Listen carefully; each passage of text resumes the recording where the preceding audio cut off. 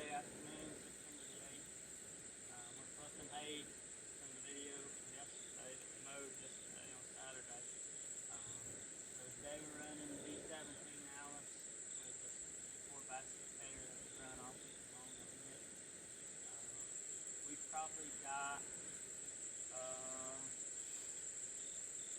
probably 20, 25 acres worth of hay on the ground all together.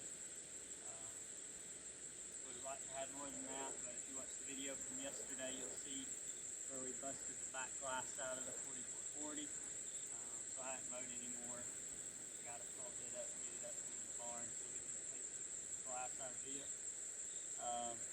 But today all we're going to do is fluff. Turn this hay up, get it up off the ground, get it dried down. It's really drying down good. It was actually drying down standing in the field. It was so dry that it didn't have much moisture left in it.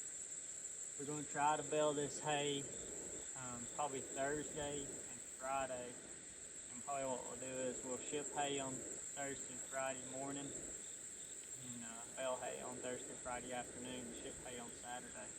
They're calling for rain. A little bit of chance of rain on Saturday, but it is literally so dry.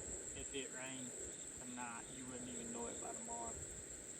So this is the smaller field that we're in. I'm going to take y'all down and move up on top of the fields up here and continue on. So maybe no windows will be harmed in the making of this video. Yesterday, I posted a picture of that on Facebook and everybody was amazed by that. That is a common problem that happens with them mower conditioners like that.